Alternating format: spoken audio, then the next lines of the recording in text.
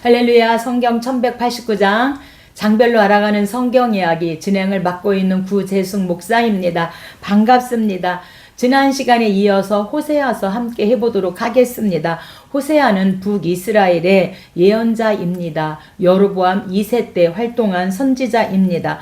호세아란 구원이란 뜻으로 여호수아와 예수라는 이름의 뜻과 동일합니다. 북이스라엘이 영적으로 사회적으로 타락했을 때 호세아 선지자는 그들의 죄악을 지적하고 하나님의 심판과 이스라엘의 멸망을 경고하면서 강력하게 회개를 촉구하고 있습니다. 하나님의 부름을 받은 예언자로서 호세아가 겪는 시련과 그 시련을 참고 견디어 불의의 아내를 용서한 호세아가 종교적으로 도덕적으로 부패한 이 불의를 행하는 이스라엘 백성들의 불의에 대한 하나님의 벌과 참회에 따른 죄의 용서에 관해서 말씀하고 있습니다. 그러므로 여호수아나 호세아 모두 예수 그리스도의 그림자라고 할 수 있습니다. 이 호세아의 핵심 단어는 북이스라엘을 향한 하나님의 신실한 사랑입니다. 핵심 구절은 4장 1절입니다. 이스라엘 자손들아 여호와의 말씀을 들으라. 여호와께서 이 땅 거민과 쟁변하시나니 이 땅에는 진실도 없고 인애도 없고 하나님을 아는 지식도 없고. 그래서 하나님을 아는 지식이 없어서 결국에는 북이스라엘이 하나님을 떠나게 되었다. 그래서 제사장들의 죄가 크다 이렇게 말씀합니다. 핵심 장도 4장 제사장 죄입니다. 이 사장은 북이스라엘 백성들이 우상 숭배를 비롯하여 각종 죄악에 빠진 주요 원인이 하나님에 대한 무지에 있음을 분명히 일깨워 주고 있습니다. 물론 북이스라엘 백성들이 이처럼 하나님에 대해 무지하게 된 직접적인 원인은 하나님의 말씀을 백성들에게 가르쳐 바른 길로 인도해야 할 제사장들이 도리어 타락하여 자기의 직임을 소홀히 했기 때문이다. 그래서 제사장들의 죄를 외치고 있습니다. 호세아서 2회입니다. 호세아라는 이름의 의미는 구원이다 라는 의미를 가지고 있습니다. 그는 북이스라엘 선지자였고 이스라엘은 외적으로는 번영하고 성장을 누리고 있었으나 내적으로는 도덕적 부패와 영적인 간음이 만연하였습니다. 호세아는 고멜이란 여인과 결혼하도록 하나님의 지시를 받습니다. 호세아의 가정 생활은 하나님에 대하여 신실치 못한 이스라엘 백성들의 생활을 정확히 극화한 표본이 되어집니다. 반세기에 걸친 예언 활동을 통해 호세아는 3중의 메시지를 반복해서 선포하고 있는데, 즉 하나님은 자기 백성들의 죄를 싫어하시고 심판은 확실하다는 것과 하나님의 신실한 사랑은 또한 변함이 없다고 하는 말씀을 선포하고 있습니다. 하나님의 사자로서 호세아는 백성들이 우상 숭배에서 벗어나 하나님께로 돌아오는 것이 구원받을 수 있는 유일한 길임을 선포하고 있습니다. 호세아의 주제입니다. 1장에서 3장의 주제는 호세아 전체에 반영되고 있습니다. 1장의 고멜의 간음 행위는 이스라엘의 죄를 가리키고 2장의 고멜의 타락은 이스라엘에 대한 심판을 나타내고 있습니다. 또한 호세아가 고멜을 구해낸 것 3장이죠. 이스라엘의 회복을 상징하고 있습니다. 호세아는 고멜에 대한 자신의 관계 속에서 하나님이 백성에게 베푸시는 용서와 사랑 그리고 의와 신실함 등을 묘사하고 있습니다. 하나님의 거룩하심은 이스라엘의 죄와 부패와 대조되어 더욱더 잘 나타나고 있습니다. 호세아서를 누가 기록했는가? 저자입니다. 저자는 바로 호세아입니다. 본서 자체의 내중 1장 1절이죠. 또한 호세아 자신을 내가라는 1인칭으로 계속 사용한 점 등을 미루어 전통적으로 유다 전승과 기독교에는 호세아가 본서의 저자로 호세아를 인정하고 있습니다. 언제 기록했는가? 기록 연대입니다. 대략 주전 753년에서 722년으로 보고 있습니다. 호세아는 북이스라엘의 왕 여로보암 2세 때 말년부터 예언 활동을 개시하였고, 본서에는 이스라엘의 멸망이 임박한 그런 상황으로 묘사되고 있습니다. 그런데 이스라엘은 주전 722년경에 멸망하게 되어지죠. 따라서 본서는 여로보암 2세 말년부터 이스라엘 멸망 직전까지 어느 시기에 기록되었을 것으로 그렇게 보고 있습니다. 기록 목적입니다. 호세아 선지자는 북이스라엘의 멸망 직전에 본서를 메시지를 선포했는데, 본서의 기록 목적은 다음과 같습니다. 이스라엘을 향한 하나님의 변치 않는 사랑과 은혜를 일깨워주기 위함이었습니다. 그것은 타락한 아내 고멜을 끌어안는 호세아 자신의 그런 사랑으로 비유하고 있습니다. 두 번째는 끝내 회개치 않을 경우 하나님의 진노의 심판을 피할 길 없음을 또한 일깨워주기 위해서 호세아서를 기록하게 되어집니다. 그렇다면 호세아에서 어떻게 예수 그리스도를 볼 수 있는가? 마태복음 2장 15절에 이스라엘에 어렸을 때에 내가 사랑하여 내 아들을 애굽에서 불러내었거늘, 이렇게 호세아 11장 1절에도 이라는 호세아의 귀절을 인용하여 애굽에 머물렀던 예수 그리스도를 묘사하고 있습니다. 마태가 이 성구를 인용한 것은 이스라엘 백성의 출애굽이 예수 그리스도가 이스라엘의 메시아로서 어린 시절에 애굽으로부터 나온 사실을 예표적으로 나타낸 것임을 보여주기 위해서입니다. 이스라엘과 그리스도는 똑같이 팔레스타인을 떠나 애굽에 피난처를 정한 것으로 그렇게 호세아에서 예수 그리스도를 찾아볼 수가 있습니다. 1장입니다. 1장은 결혼입니다. 1장은 내용상 세 부분으로 나누어 볼 수 있는데, 먼저 1절에서는 본서 저작 시기와 저자를 말씀하고, 2절로 9절은 당시의 북이스라엘과 하나님과의 관계를 비유하고 있는 호세아의 결혼 생활입니다. 하나님께서는 창녀와 같이 타락한 북이스라엘을 취함으로써 그들에 대한 하나님의 사랑을 확인시켜 주고 있습니다. 10절 이하의 내용은 이스라엘의 회복에 관한 예언의 말씀입니다. 1절입니다. 성경 가지고 계신 분은 저와 함께 성경을 찾아가면서 함께 은혜 나누면 좋겠습니다. 여로보암이 이스라엘 왕이 된 시대에 호세아에게 임한 여호와의 말씀이라. 여호와께서 호세아에게 이르시되 너는 가서 음란한 여자를 맞이하여 음란한 자식을 낳으라. 이 나라가 여호와를 떠나 크게 음란함이니라 하시니. 그래서 이 여로보암 2세 때 북이스라엘 가장 부강했지만 영적으로는 가장 타락한 시대가 여로보암 2세 때입니다. 이 음란함은 히브리어로 자나서 행동화된 음란을 의미하고 있습니다. 또한 복수를 사용하여서 음란한 행위가 연속되어짐을 말씀하고 있습니다. 3절입니다. 그가 가서 디블라임의 딸 고멜을 맞이하였더니 고멜이 임신하여 아들을 낳음에 이스르엘이라. 조금 후에 내가 이스르엘의 피를 예후의 집에 갚으며 이스라엘 족속의 나라를 패할 것임이니라. 그래서 이스라엘의 이름의 뜻은 하나님께서 흩으신다는 뜻을 가지고 있습니다.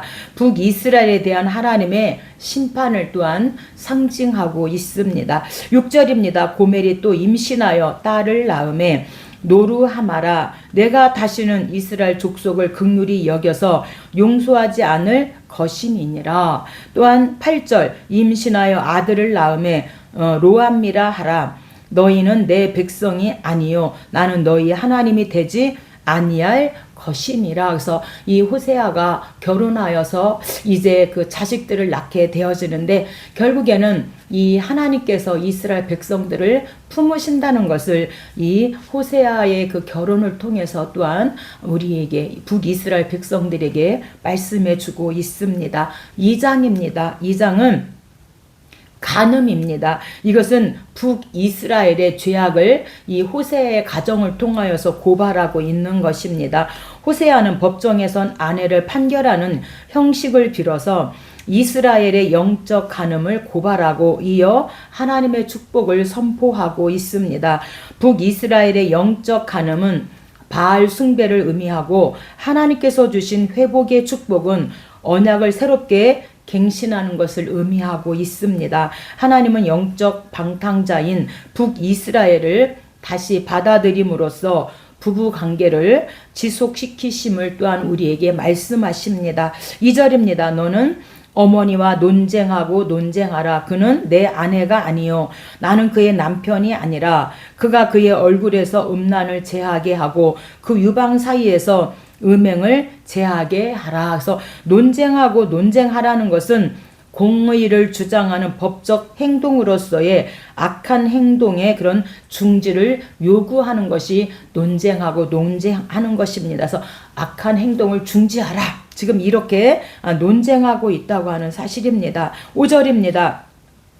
그들의 어머니는 음행하였고 그들을 임신했던 자는 부끄러운 일을 행하였나니 나는 나를 사랑하는 자들을 따르리니 그들이 내 떡과 내 물과 내 양털과 내 삶과 내 기름과 내 술틀을 내게 준다 하였음이라. 그래서 이 영적 간음은 북이스라엘 백성들이 섬긴 그 농경신, 풍요의 신, 그래서 바알이 모든 것을 준다. 그래서 이렇게 영적으로 간음하고 있다는 거여서 하나님께서 모세를 통하여서 이 세대들에게 1차, 2차, 3차 고별 설교를 하는 것이 신명기 말씀인데 신명기 8장에서 20 이상 그 이제 가나안 땅에 들어가는 백성들에게 너희가 가나안 땅에서 복을 받았을 때 절대로 하나님을 잊지 말아라. 하나님 잊지 말라. 그 복을 주시는 분은 하나님이시다. 바알이 아니다. 그 하나님을 잊지 말라고 누누이 그렇게 하나님께서 모세를 통하여 말씀하셨음에도 불구하고 이들이 복을 받으니까 우리에게 복을 주는 건 하나님이 아니라 바알 신이다. 풍요의 신이다. 지금 이렇게 하나님의 은혜를 잃어버렸다는 것입니다. 8절입니다. 곡식과 새 포도주와 기름은 내가 그에게 준 것이요 그들이 바알을 위하여 쓴 은과 금도 내가 그에게 더하여 준 것이거늘 그가 알지 못하도다. 이 모든 것은 하나님이 주신 것인데 곡식과 포도주, 기름, 은과 금 모든 것이 하나님이 주신 건데 북이스라엘 백성들은 하나님이 주신 게 아니라 풍요의 신인 바알이 주었다고 이렇게 착각하면서 영적 간음을 하고 살았다. 이렇게 말씀합니다. 이 바알은요 어원적으로 남편 또는 주인이란 뜻을 가지고 있습니다. 바알은 가나안 원주민들에 의해서 날씨를 주관하고 곡식을 풍요롭게 하며 사람과 동물을 번성하게 하는 그런 신으로 숭배되었다고 합니다. 13절입니다. 그가 귀고리와 폐물로 장식하고 그가 사랑하는 자를 따라가며 나를 잊어버리고 향을 살라 바알들을 섬긴 시일대로 내가 그에게 벌을 주리라. 그래서 이 북이스라엘 백성들이 바알을 섬긴 그 시일대로 하나님께서 벌을 주시겠다 이렇게 말합니다. 그래서 북이스라엘의 왕국 지속 기간이 BC 우리가 930년이 이제 분열 왕국이잖아요. 그래서 930년부터 722년 스살무브 베호 호세아 때 멸망하니까 722년에 멸망하게 되어집니다. 그래서 북이스라엘의 그 지속 기간은 약 208년으로 그렇게 보고 있습니다. 아수르의 포로가 되었다가 귀환한 때가 BC 722년에 이제 아수르에 잡혀갔다가 537년에 이제 1차 포로 귀환을 함께 하기 때문에 그것을 따져보면 722년 빼기 537 하면 약 208년이 나옵니다. 그래서 문자적으로도 바알이 섬긴 그 시일 문자적으로도 성취되었음을 말씀해 주고 있습니다. 22절입니다. 땅은 곡식과 포도주와 기름에 응답하고 또 이것들은 이스라엘에 응답하리라. 그래서 이 곡식은요 하나님의 공급을 의미하고 이 포도주는 우리와 천국의 그 연합을 주선하는 성령님을 의미하고 있습니다. 3장입니다. 3장은 가출입니다. 하나님께서는 호세아에게 음란한 여인 고멜을 다시 가출한 여인을 취하라고 명령하심으로써 죄인을 회복시키는 당신의 구원사적 열심을 나타내 보여주고 있습니다. 후반부에서는 다윗의 혈통인 수룹바벨의 지도하에 남유다와 북이스라엘이 통일될 것을 예언하는데, 이것은 궁극적으로 죄인들을 구속하실 메시아의 오심을 예언한 것으로 볼 수 있습니다. 1절입니다. 이스라엘 자손이 다른 신을 섬기고 건포도 과자를 즐길지라도 여호와가 그들을 사랑하나니 너는 또 가서 타인의 사랑을 받아 음녀가 된 그 여자를 사랑하라 하시기로, 내가 은 15개와 보리 한 호멜 반으로 나를 위하여 그를 사고. 그래서 이 건포도 과자는 바알에게 바쳤던 제사 음식인데 맛있고 달콤한 그런 음식을 대표한다고 합니다. 왜 이렇게 하셨는가? 하나님 아버지 심정을 이해하고 말씀을 선포하게 하려고 호세아에게 그 음란한 아내를 맞이하여 결혼하게 하고, 또 그 아내가 자식 낳고 또 나갔는데 가출했는데 또다시 돈을 주고 사서 다시 그 아내를 데리고 와라, 그리고 사랑하라.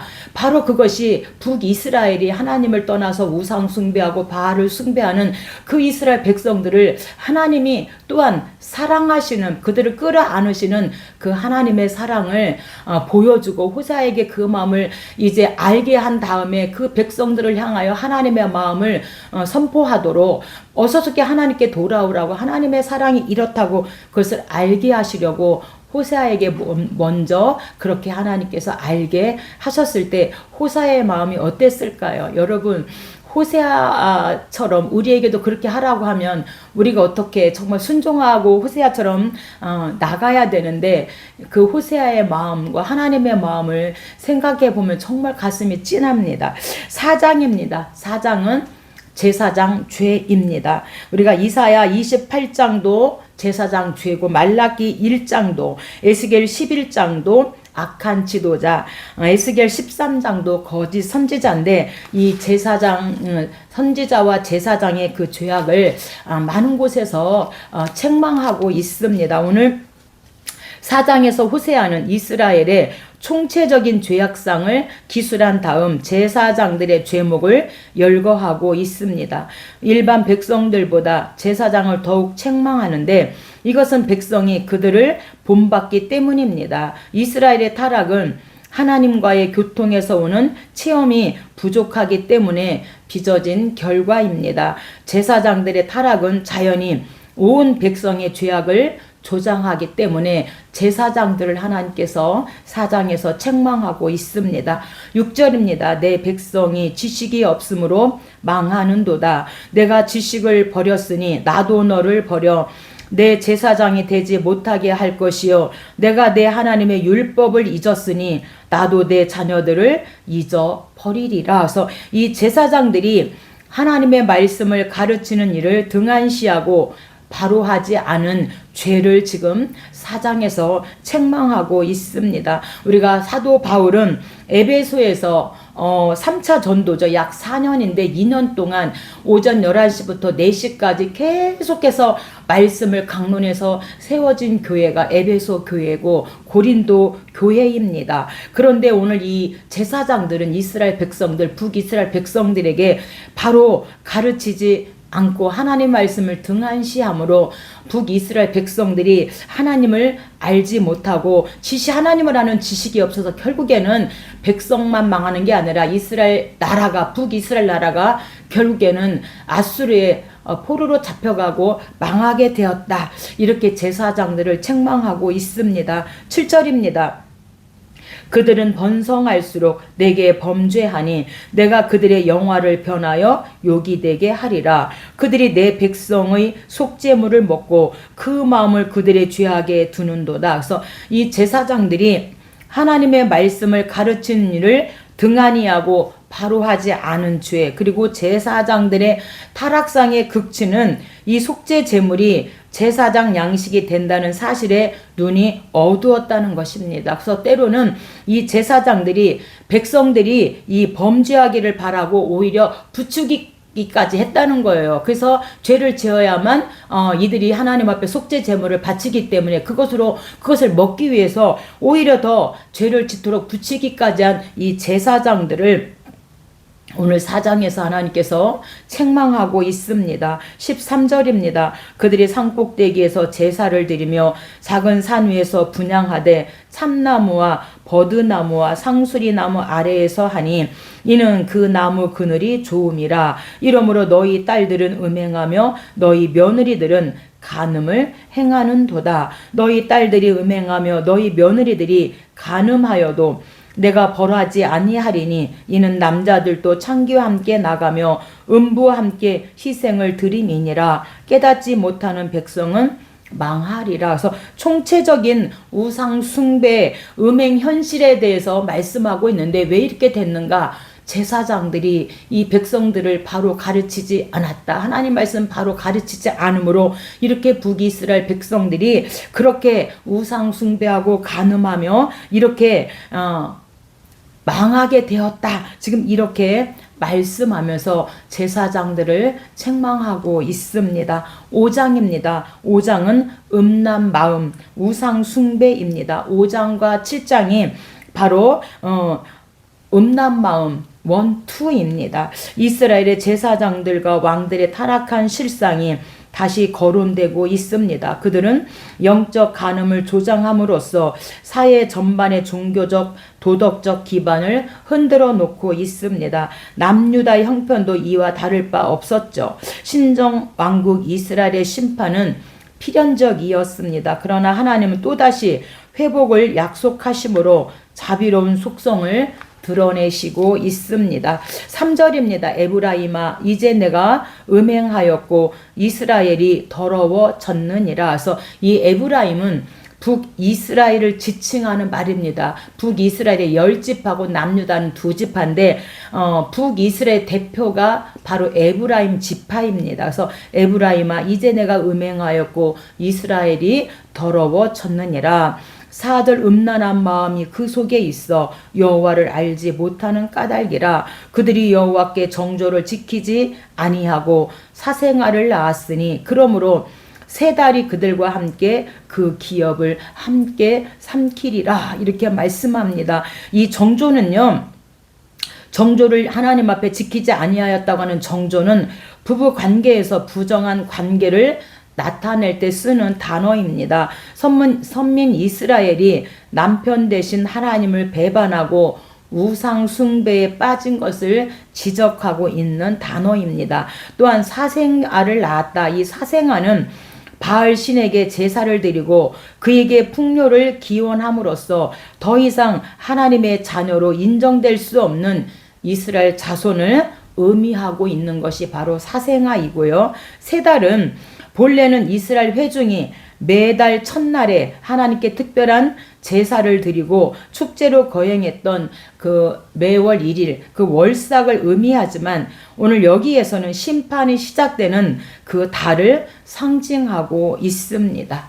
6장입니다. 6장은 여호와 알자입니다. 6장은 먼저 회복을 선포하고 심판을 기술하고 있습니다. 여호와 알자. 이 3절에 선지자의 외침은 본서의 주제이자 죄인이 회복함을 받는 유일한 길임을 말씀합니다. 이스라엘은 여호와를 알지 못함으로 타락했습니다.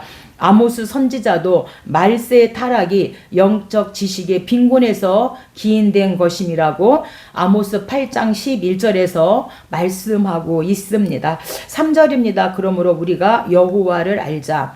힘써 여호와를 알자. 그의 나타나심은 새벽빛같이 어김없나니 비와 같이 땅을 적시는 늦은 비와 같이 우리에게 임하리라 하니라서 북이스라엘의 멸망 원인이 하나님을 알지 못한 까닭이다. 이렇게 말씀하고 호세아 5장 4절에도 음란한 마음이 그 속에 있어서 하나님을 알지 못하고 하나님을 보지 못한다. 이렇게 말씀합니다. 오늘날 이 세대에도 저희들이 다 전도하지만 하나님 알기를 싫어합니다.